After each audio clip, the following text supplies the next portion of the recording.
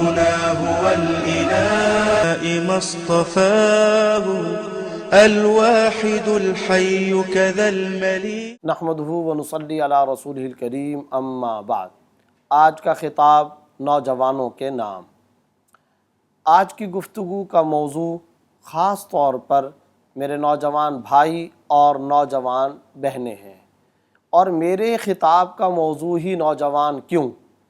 اگر غور سے دیکھا جائے تو اللہ رب العزت کے مخاطب بھی نوجوان ہی ہیں۔ اگر آپ غور فرمائیں، بچپن کی عمر، ناسمجھی کی، لاشعوری کی عمر، ایک ایسا زمانہ جس میں شریعت بچے کو کسی چیز کا مکلف اور ذمہ دار نہیں بناتی۔ پھر بڑھاپے کی عمر پر اگر آپ غور کریں، کنسیشن کی عمر، رعایت کی عمر، رخصت کی عمر، ہر لمحے رعایت در رعایت در رعایت کا زمانہ، یہ بڑھاپے کا دور اور بڑھاپے کا زمانہ ہے۔ اصل شریعت کے احکام کا مخاطب اور اللہ رب العزت کا اصل خطاب نوجوانوں سے ہے۔ اور آپ دیکھیے، اسلام کے بے شمار احکام، فرائض شریعت، ارکان دین، شعائر اسلام اور شریعت کے واجبات دراصل نوجوانوں ہی سے متعلق ہیں۔ جہاد بچوں، خواتین، قیدیوں، غلاموں اور بوڑھوں سے متعلق نہیں ہے، بلکہ جہاد کا حکم امت مسلمہ اور عالم اسلام کے نوجوانوں کو ہے۔ حج ارذل العمر پر پہنچے ہوئے بوڑھے نہ کر سکتے ہیں، نہ وہ حج کا حق ادا کر سکتے ہیں، بلکہ اگر وہ چلنے پھرنے کی استطاعت نہیں رکھتا تو حج سے اس کو رخصت اور رعایت دے دی جاتی ہے۔ اسی طریقے سے آپ دیکھیں، روزے یہ جوانی کی عبادات ہے۔ یہ روزہ اگر کوئی شیخ فانی ہے، ایک ایسا بوڑھا ہے جو کھائے پیے بغیر زندہ نہیں رہ سکتا، تو اسے کنسیشن ہے، اسے رعایت ہے۔ وہ سردی کے دنوں میں قضا کر سکتا ہے تو قضا کرے، فدیہ دینے کی استطاعت رکھتا ہے تو فدیہ دے۔ روزے کے سلسلے میں بھی بوڑھے اور بچے کو رعایت، جہاد کے سلسلے میں بوڑھے اور بچے اور خواتین کو رعایت، حج اور عمرے کے سلسلے میں رعایت۔ تو پتہ چلا انسان کی زندگی کا جو مرکزی حصہ ہے وہ جوانی کی عمر ہے۔ یہ وہ ٹائم ہے، یہ وہ زمانہ ہے جس میں اللہ رب العزت اس نوجوان بہن کو اور میرے اس نوجوان بھائی کو خاص طور پر خطاب فرماتے ہیں۔ اللہ کا مخاطب نوجوان، سرکار دو عالم صلی اللہ علیہ وسلم کا مخاطب بھی نوجوان۔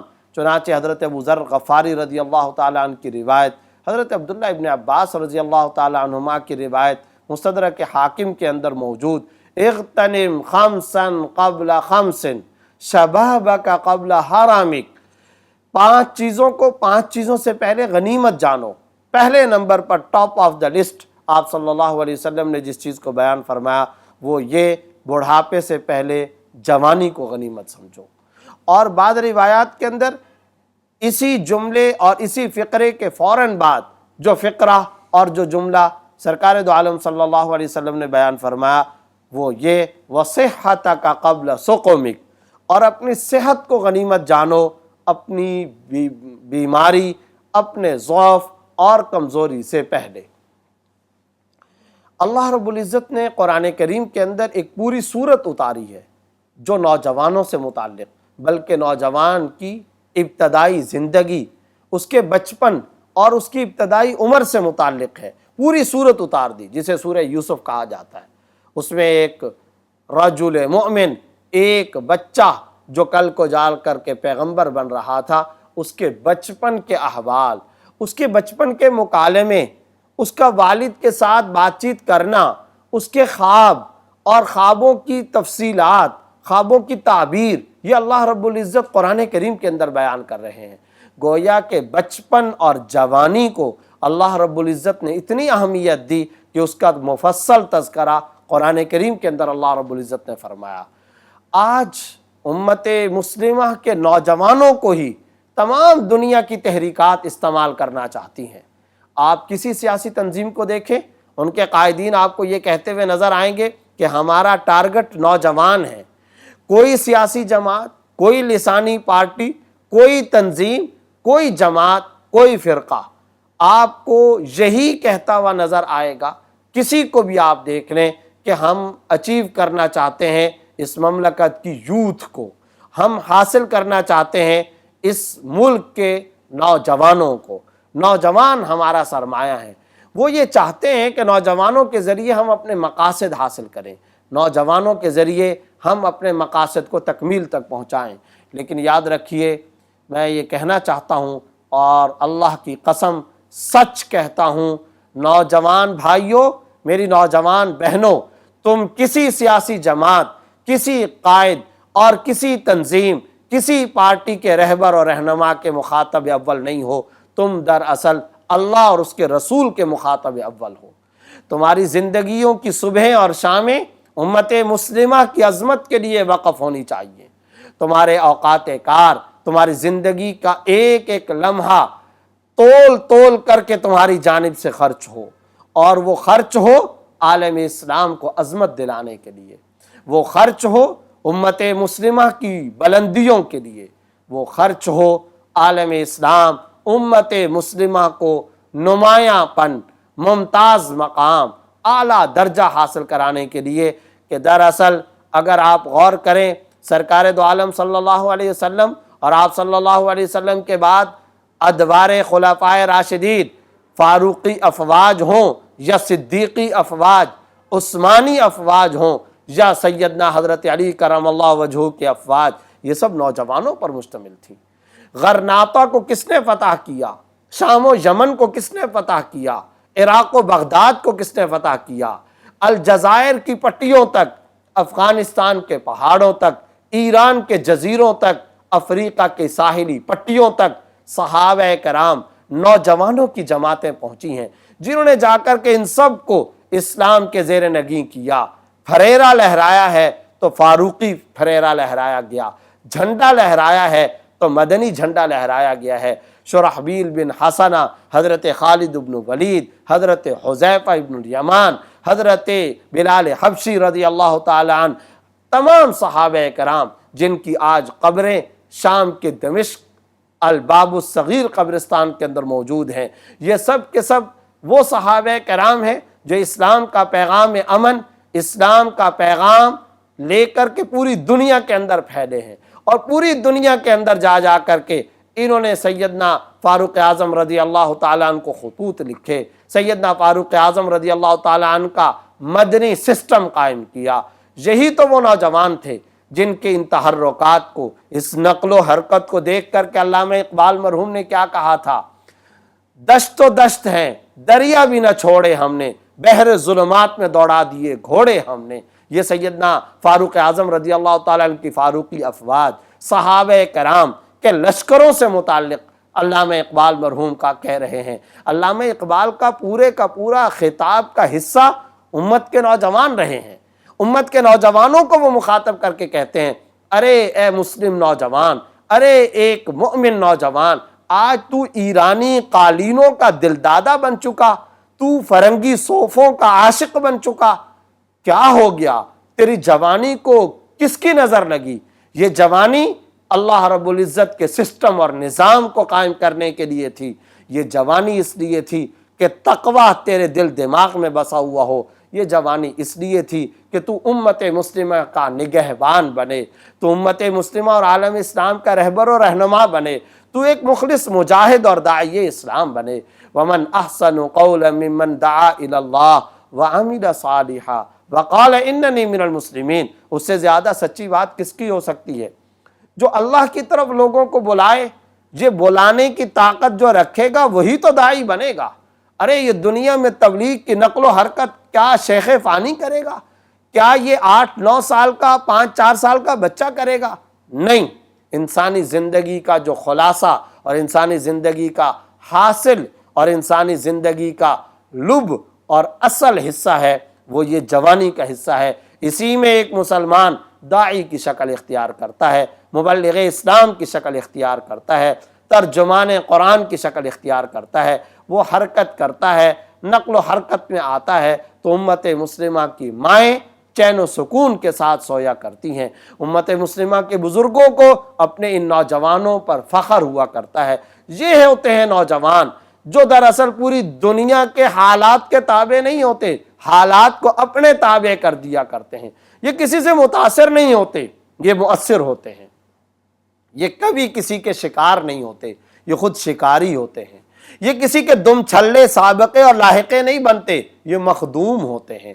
یہ کسی کے خادم و نوکر و غلام بننے کے لیے نہیں آئے، یہ اللہ کی غلامی کے اندر اور اللہ کی عبادت کے اندر انسانیت کو لانے کے لیے آئے ہیں۔ یضع عنہم اسرہم والاغلال التي كانت علیہم، یہ نوجوان تو ایسے ہوتے ہیں جو انسانیت کے گلوں کے اندر، انسانیت کے جسموں کے اندر مختلف غلط قسم کے افکار و نظریات اور غیر موحدانہ سسٹم کے جو توق پڑے ہوئے ہیں، یہ نوجوان ان توقوں کو توڑ دیا کرتے ہیں اور ان گلے کے پھندوں کو توڑ دیا کرتے ہیں، اور پھر دراصل یہ وہ ربعی بن عامر کا جملہ ادا کیا کرتے ہیں، خرجنا لنخرج العباد من عبادت العباد الى عبادت رب العباد، ہم نکلے ہیں اس مقصد کے لیے بندوں کو بندوں کی بندگی سے نکال کر بندوں کے رب کی بندگی کی طرف منتقل کر دیں۔ اللہ ابتعثنا، ہمیں اللہ نے اس مقصد کے لیے بھیجا ہے۔ ایک نوجوان مسلم خلیفۃ اللہ فی الارض ہوتا ہے، ایک مسلم اور مؤمن نوجوان بہن عفت، حیا، شرم اور پاک دامنی کا پیکر ہوا کرتی ہے۔ وہ عورت، وہ نوجوان لڑکی جو اسٹریٹ، فٹ پاتھوں، شاہراہوں، کلب اور مختلف قسم کے ٹاؤن اور مختلف اسٹیٹس کی زینت بنا کرے، وہ کبھی بھی اس مسلمہ عورت اور ہماری ماں اور بہن کی طرح نہیں ہو سکتی جو اپنے گھر کے آنگن میں ساری ساری رات اللہ کے سامنے سجدہ ریز ہوا کرتی ہے۔ ارے وہ نوجوان لڑکی جو اپنے گھر کے کمرے کے اندر اللہ کا ذکر کرتی ہو اور تقوی کے زیور سے آراستہ ہو، جو بند کمرے کے اندر مصلی بچھا کر کے اپنے ہاتھوں کو اٹھا کر اللہ کے سامنے گڑ گڑائے، وہ دراصل کربلا کی شہداء خواتین کی وارثہ ہوا کرتی ہے۔ وہ دراصل امت کی وہ ماں بنتی ہے جس ماں سے تابعین کرام، اولیاء اعظام، فقہا، محدثین، مجتہدین، مفسرین نکلا کرتے ہیں۔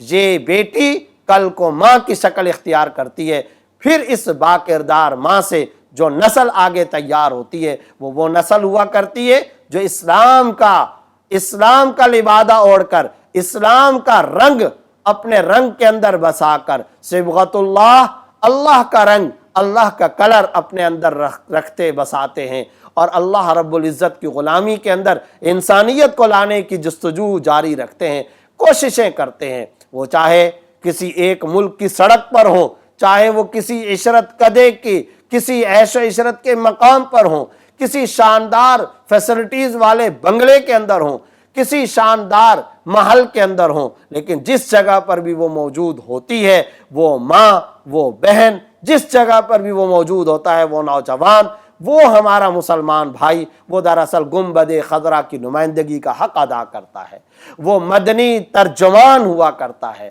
وہ نبوی قاصد ہوا کرتا ہے۔ وہ یہ کہتا ہے اپنے اقوال سے، اپنے افعال سے اور اپنے باکردار اعلیٰ درجے کے شاندار مظاہر سے وہ یہ ظاہر کرتا ہے کہ میں کوئی غیر ذمہ دار انسان نہیں ہوں، میں محمد الرسول اللہ صلی اللہ علیہ وسلم کا متبع سنت ہوں، میں آپ صلی اللہ علیہ وسلم کا نوکر و غلام ہوں، میری آنکھ آزاد نہیں ہے۔ نوجوان مسلم، ایک مسلم اور ایک مومن نوجوان کی آنکھ دراصل ایسی آنکھ ہوتی ہے جسے ہر لڑکی کے اندر اپنی بیٹی کا روپ نظر آتا ہے، ہر بڑی عمر کی عورت کے اندر اپنی ماں کا روپ نظر آتا ہے۔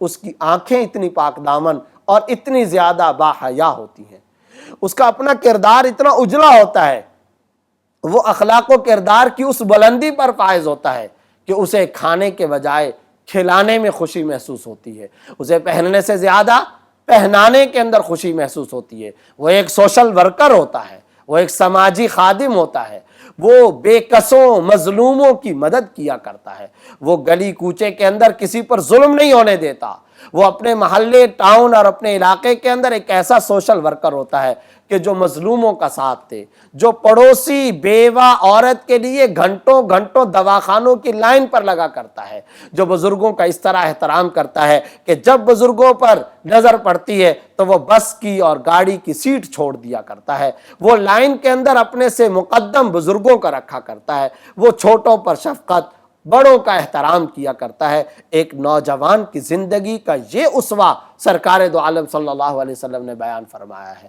تو میں آج اپنے نوجوان بھائیوں سے کہنا چاہتا ہوں، اپنی نوجوان بہنوں سے کہنا چاہتا ہوں، تمہارا سب سے بڑا زیور عفت ہے، حیا ہے، شرم ہے، پاک دامنی ہے، اور اس کے بعد تمہاری زندگی کا سب سے بڑا ہتھیار تقویٰ ہے۔ اس کے بعد تمہاری زندگی کا لاہ عمل اور نصب العین سوشل ورکنگ کے امور ہونے چاہیے۔ تم عالم اسلام کو بڑھاوا دینے کی کوشش کرو، امت مسلمہ کی شوکت کو بحال کرنے کی کوشش کرو، امت مسلمہ کی عظمت رفتہ کو بحال کرنے کی کوشش کرو۔ تم صحابہ کرام کی سیرت و کردار کا مطالعہ کرو، اور تم صحابہ کرام، ائمہ اور فقہا، محدثین، مجتہدین اور نوجوان مفسرین، نوجوان شراح اور حضرات محدثین کی سیرت، ان کی سوانح عمری، ان کے حالات زندگی کی سٹڈی کیا کرو، ان کے احوال کا مطالعہ کیا کرو کہ وہ اپنی زندگیوں کے اندر کیسے کیسے حسین کام انجام دے کر کے گئے۔ اپنے لیے جینا بھی کوئی جینا ہے، ارے اپنے بچوں کے لیے کو پالنا اور اپنے بچوں کو لا کر کے کچھ کھانے پینے کی چیزیں دے دینا، یہ کام تو جانور بھی کر لیا کرتے ہیں، یہ کام تو اڑنے والے پرندے بھی کر لیا کرتے ہیں۔ اصل زندگی کے لمحات عزیز وہ ہیں، زندگی کی متاع عزیز اور زندگی کا قیمتی ترین لمحہ حیات وہ جو دوسروں کی مدد و نصرت کے اندر گزرے، جو دوسروں کے ساتھ غم خواری کے اندر، دوسروں کے ساتھ ہمدردی کے اندر گزرے۔ اور یاد رکھیے، یہ جتنے امور بیان ہوئے یہ آپ اپنی اسی جوانی کی عمر میں انجام دے سکتے ہیں۔ بوڑھا ہونے کے بعد ایک انسان اپنے آپ کو نہیں سنبھال پاتا، وہ گلی محلے کے لوگوں کی کیا مدد و نصرت کرے گا؟ ارے جو بوڑھا ہو جاتا ہے وہ اگر حج پر جائے، اول جا نہیں سکتا، اور اگر جائے تو وہ حج میں مناسک ادا کرنے کے اندر خود دوسروں کا محتاج ہوتا ہے، وہ دوسروں کو کیا عمرہ اور حج کے مناسک ادا کروائے گا؟ وہ دوسروں کو کیا فرائض و واجبات ادا کروائے گا جو خود ہی کمزور ہے؟ اس لیے جوانی کو بڑھاپے سے پہلے، صحت کو بیماری سے پہلے غنیمت جانو، اور یہی وہ غنیمت کے زندگی کے لمحات ہیں، یہی وہ قیمتی ترین مرحلے ہیں کہ یہ آپ کی زندگی کا حاصل ہے۔ آج محنت کیجئے، مستقبل کے اندر یہی دن، یہی ایام آپ کو چمکدار اور روشن ایام محسوس ہوں گے، اور آپ کو لگے گا کہ میری زندگی کا حاصل دراصل وہی ٹائم اور زمانہ تھا جب میں دوسروں کی مدد و نصرت کیا کرتا تھا۔ جوانی بے داغ گزرے، تقوی کے ساتھ گزرے، حیا، شرم، پاک دامنی کے ساتھ گزرے۔ ایک نوجوان مسلمان بہن اور ایک نوجوان مسلمان بھائی کی اس سے بڑھ کر اور کوئی کامیابی نہیں ہو سکتی۔ اللہ مجھے اور آپ کو اس حقیقی کامیابی سے سرفراز فرمائے۔ وآخر دعوانا ان الحمد للہ رب العالمین۔